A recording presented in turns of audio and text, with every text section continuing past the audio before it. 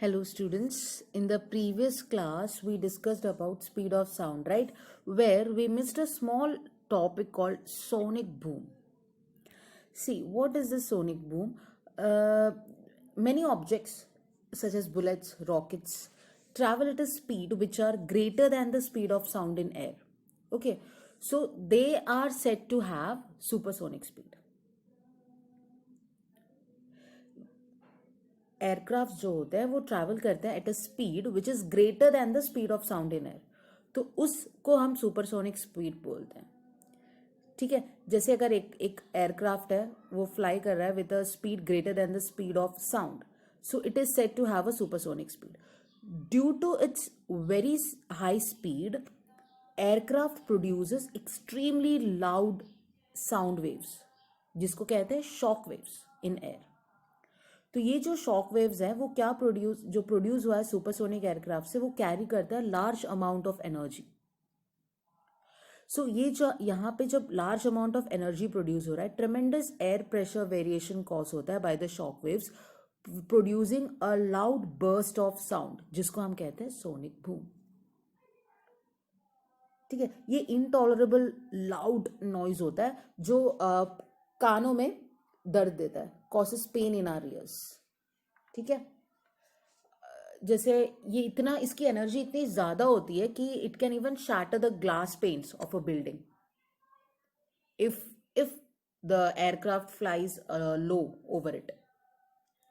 ठीक है, तो ये कॉन्सेप्ट आप keep this in mind. So let's start today's topic is range of hearing. क्या रेंज है हमारा सुनने का? It is 20 hertz to 20 kilohertz, यानी 20,000 हर्ट्ज. इसी को हम ऑडिबल रेंज बोलते हैं, यानी 20 हर्ट्ज से नीचे का और 20 किलो हर्ट्ज से ऊपर का हमें सुनाई नहीं देता है. सो ऑडिबल रेंज हमें कितना सुनाई देता है, वो रेंज कितना है? 20 हर्ट्ज टू 20 किलो हर्ट्ज. ठीक है, सो जो आवाज लेस देन 20 हर्ट्ज हो उसको हम क्या कहते हैं? इंफ्रासोनिक साउंड या इंफ्रासाउंड बोलते हैं. ठीक है, जो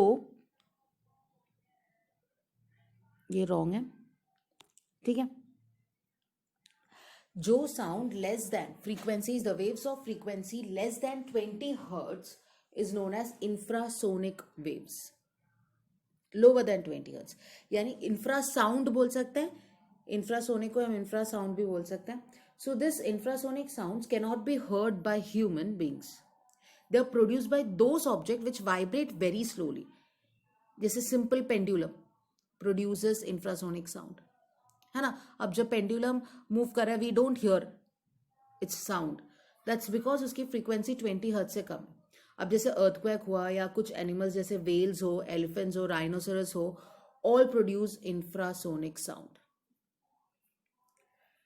ठीक है, और कुछ जैसे राइनोसरस की बात करें उनका तो इतना कम होता है, इट्स लेस देन 5 हर्ट्ज, बहुत कम होता है. अब अल्ट्रासोनिक या अल्ट्रासाउंड जिसको बोलते हैं, वो कैसी साउंड होती है जिसकी frequency, again human beings can not here that, मतलब उसकी फ्रीक्वेंसी बहुत हाई होता है, इट्स ग्रेटर देन 20,000 हर्ट्ज या 20 किलो हर्ट्ज. मतलब ये जो अल्ट्रासाउंड होता है रिफ्लेक्ट होता है, जैसे ऑर्डिनरी साउंड जो हमें सुनाई देता है वैसे ही रिफ्लेक्ट होता है, और ये भी एको प्रोड्यूस करता है. लेकिन ये जो एको प्रोड्यूस होता है अल्ट्रासाउंड का, that can not be heard by our ears. They can only be detected by special equipments. Due to its very high frequency, ultrasound has a much greater क्या बोलते हैं, penetrating power than ordinary sound. इसीलिए इसको हम use कर सकते हैं to detect objects under sea and organs inside the human beings etcetera. ठीक है, और ऐसी आवाज कौन क्रिएट करता है? बैट्स, डॉल्फिन्स, ये सारी आवाज क्रिएट करती है. Okay, so let's see some applications of ultrasound. कहाँ कहाँ हमें यूज होता है ये? जैसे पहला है वेल्डिंग मेटल. फर्स्ट यूज में वेल्डिंग मेटल होता है. ये वेल्डिंग मेटल में क्या हो रहा है कि जैसे टंगस्टन की बात करें which can not be welded by conventional method. So one of the two pieces of the tungsten is held firmly against the other piece, and then it is vibrated with an ultrasonic vibrator. तो इसमें से जो heat produce होता है friction के वजह से sets the two metal in contact, मतलब वो मेल्ट होता है कॉन्टैक्ट पॉइंट के वहां पे, ये क्या हो जाता है, मेल्ट हो जाता है. तो on stopping the vibrator the melted end of the metal fuse to form a tight belt. ऐसा यूज होता है. ठीक है.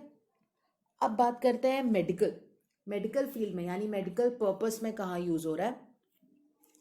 मेडिकल पर्पस में जैसे इन्वेस्टिगेट करना हो कोई internal organs of the human body, जैसे लिवर हो, गॉल ब्लैडर हो, या pancreas, kidneys, heart, uterus etcetera, इसके लिए. सो इसमें क्या होता है, ultrasound waves are use to investigate this part. मतलब source of ultrasound wave is placed above the human body organ to be investigated. ठीक है. Ultrasound waves given out by the source enter the human body and are reflected from the organ. ये जो reflected waves हैं उसको computer में fade किया जाता है, which builds up the picture of the organ concerned with it. ठीक है. So the picture of the organ helps to diagnose the problem. उसको हम फोटोग्राफिक फिल्म की तरह भी ऑब्टेन कर सकते हैं. So that this technique of obtaining pictures of internal organs of the body by using echoes of this sound, ultrasound pulses, उसको हम कहते हैं अल्ट्रासोनोग्राफी. ठीक है. अब डॉक्टर्स क्या कहते हैं, इवन हार्ट में अगर कोई डिजीज है या आपको कुछ प्रॉब्लम डिटेक्ट करना हो तो we can use this ultrasound wave. तो जब हार्ट के to investigate the action of the heart, तो उसके लिए हम कहते हैं एकोकार्डियोग्राफी. ठीक है. एकोकार्डियोग्राफी क्या होता है, use of ultrasonic wave to investigate action of the heart का वॉल चेक करना हो या कोई भी स्कैनिंग करना हो हार्ट के अंदर का. So then we use echocardiography for that. ठीक है. तो ये एक यूज हुआ. फिर नेक्स्ट देखते हैं अल्ट्रासोनिक क्लीनिंग. अल्ट्रासोनिक क्लीनिंग का मतलब है कि देखो, we normally clean dirty clothes, places and other large objects by applying what, detergents और organic solutions, by rubbing, washing, है ना. But for small parts such as those used in watches के अंदर वाले पार्ट्स, है ना, या कोई इलेक्ट्रॉनिक कंपोनेंट्स, या एक स्पाइरल ट्यूब की बात कर देते हैं, यानी parts located in hard to reach places. ठीक है. जो नॉर्मल मेथड से उसको क्लीन करना इम्पॉसिबल हो, तो ऐसे objects are placed in cleaning solution and ultrasonic waves are send into the solution. So because of this vibration at high frequency, all dirt and grease particles get detached from the surface and object gets thoroughly cleaned. ऐसा होता है ultrasonic cleaning. ठीक है. अब देखते हैं ultrasonic detection of defects in metals. ये कैसा होता है. सी, मेटालिक कॉम्पोनेंट्स जो बिल्डिंग्स में, ब्रिजेस में, मशीन्स में सब यूज होता है, there are cracks and holes inside the metal used. ठीक है. या आप बोल सकते हैं स्ट्रेंथ ऑफ द स्ट्रक्चर, नहीं तो कॉम्पोनेंट जो है वो रिड्यूस हो गया होता है. तो ऐसे डिफेक्ट्स को जो विजिबल नहीं हो उसको डिटेक्ट करने के लिए हम अल्ट्रासोनिक वेव्स यूज कर सकते हैं. क्या होता है इसमें, अल्ट्रासोनिक वेव्स जो सेंड किया जाता है थ्रू द मेटालिक ऑब्जेक्ट, अगर उसमें क्रैक या कैविटी ना हो, it goes through the object, वो पास हो जाता है. ठीक है. और अगर एक detector placed on the other side detects the transmitted wave. A defect present in the path of the wave reflects the wave.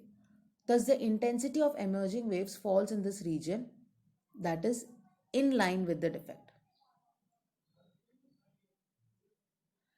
मतलब इसमें होता क्या है कि अगर अल्ट्रासोनिक वेव्स जो पास हुआ है अनइंटरप्ट हो रहा हो through all the parts of the metallic block, तो मेटल ब्लॉक इज फ्लॉलेस, यानी डिफेक्ट फ्री है, वो कोई इंटरनल क्रैक्स या कुछ नहीं है.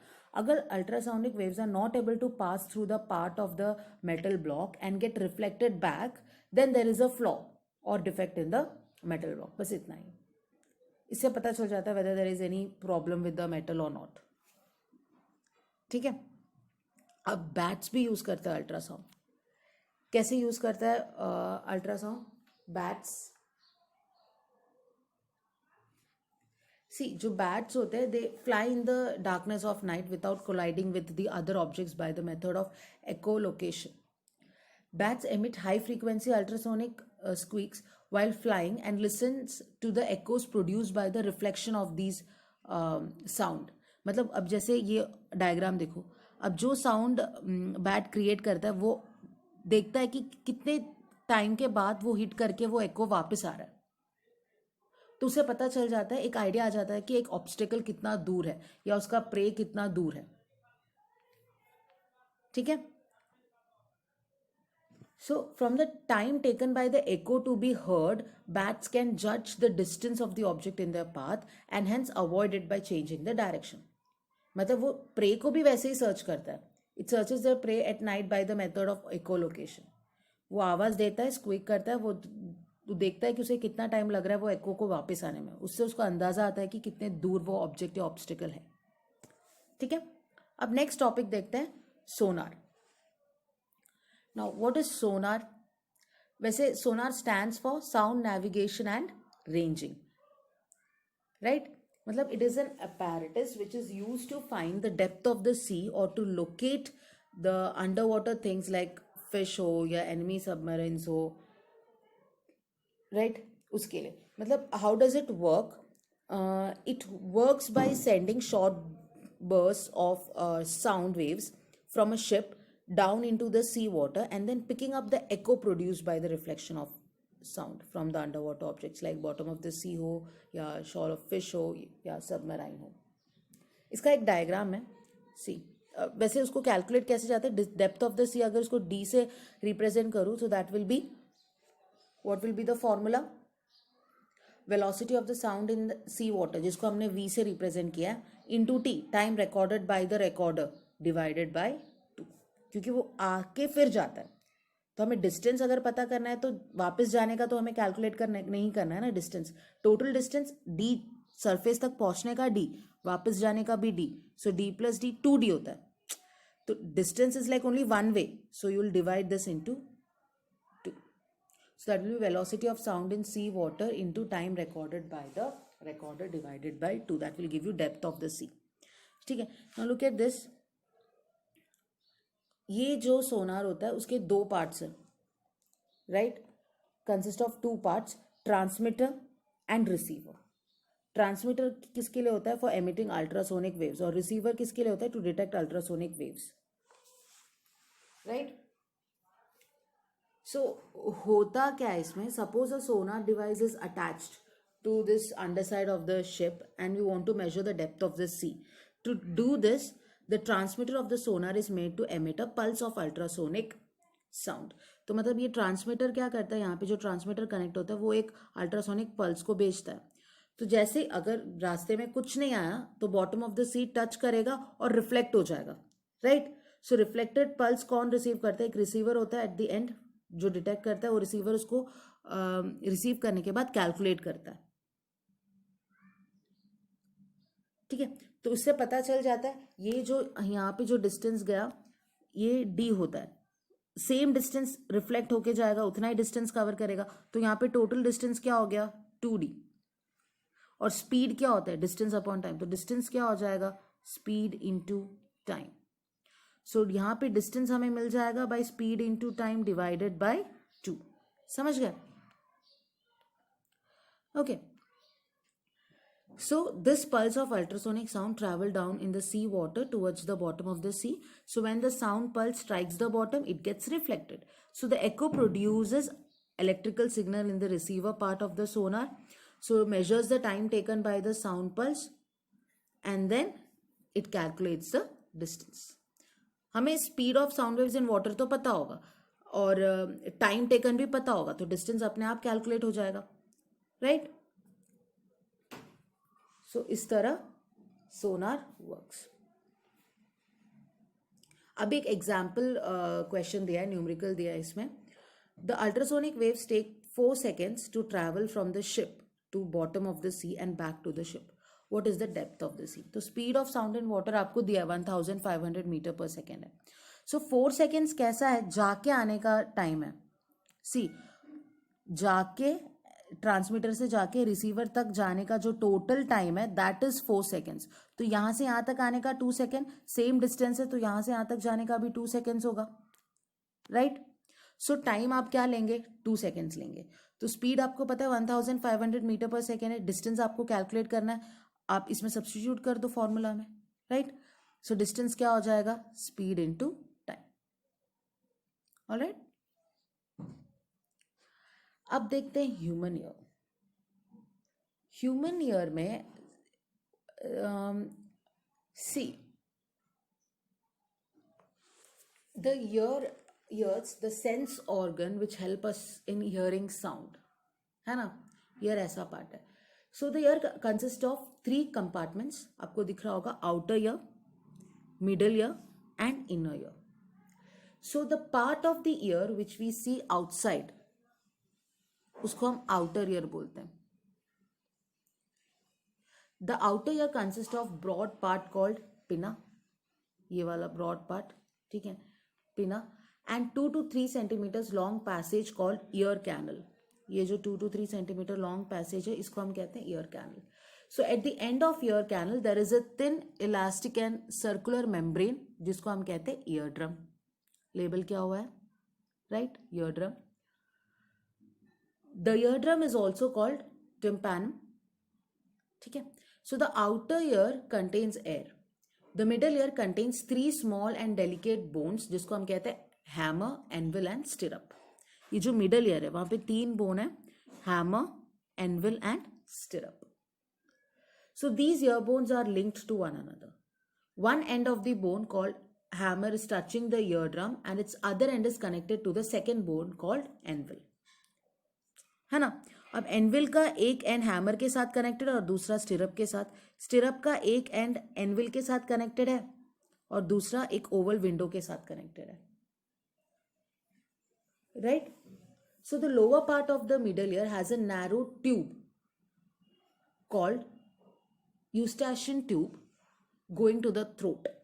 ये जो नैरो ट्यूब है जो थ्रोट के साथ कनेक्टेड होता है और ये कनेक्ट करता है मिडल ईयर को to throat and ensures that the air pressure inside the middle ear is the same as that on the outside. ये प्रेशर मेंटेन करता है, ईयर के अंदर का और बाहर का प्रेशर सेम हो वो देखने का काम यूस्टेशियन ट्यूब का होता है, ठीक है.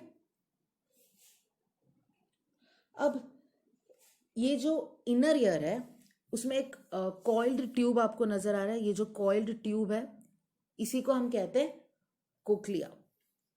One side of cochlea is connected to the middle ear, ठीक है, वो ओवल विंडो जैसे जो दिख रहा है, through the elastic membrane over the oval window. The cochlea is filled with a liquid. So liquid present in cochlea contains nerve cells which are sensitive to sound. इसके अंदर नर्व सेल्स होते हैं जो सेंसिटिव टू साउंड होते हैं. It is connected to auditory nerve which goes to the brain, ठीक है. अब ये ह्यूमन ईयर वर्क करता कैसे है. साउंड वेव जो प्रोड्यूस हो रहा है कमिंग फ्रॉम अ बॉडी, ठीक है, is collected by pinna of the outer ear. यहाँ पे कलेक्ट होता है. So these sound waves pass through the ear canal and fall on the ear drum. अब sound wave consist of compression यानी high pressure region हुआ और rarefaction होता है साउंड वेव्स में जिसको लो प्रेशर रीजन बोलते हैं. So when the compression of sound wave strikes the ear drum, the pressure on the outside of the eardrum increases and pushes the eardrum inwards.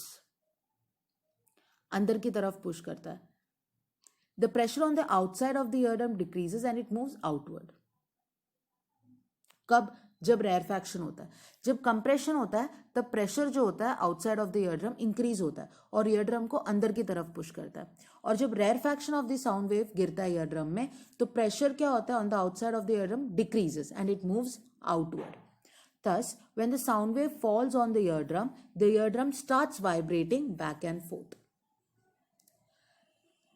जैसे balloon को अगर हम खींचते हैं, राइट, और उस पर अगर आप थ्रो अ स्टोन और समथिंग तो वो पहले अंदर जाएगा फिर बाहर आएगा, वैसे ही कुछ.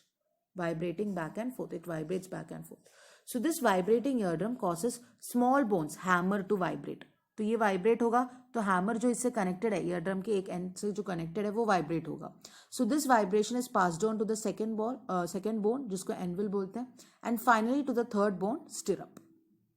The vibrating stirrup strikes on this membrane of the oval window and passes its vibration to the liquid called cochlea. Due to this, the liquid in the cochlea starts vibrate. इसके अंदर का जो लिक्विड है वो भी vibrate करना start होता है. So vibrating liquid of cochlea sets up electrical impulse in the nerve cells. सो ये जो इलेक्ट्रिकल इम्पल्स जो कोक्लिया ने सेट किया होता है that is carried by auditory nerves to the brain. और ब्रेन इंटरप्ट करता है electrical impulse as sound and then we get the sensation of hearing. ठीक है, इसी चीज को यहाँ पे एक्सप्लेन किया गया. ठीक है, go through this once. So this was the last topic of the textbook.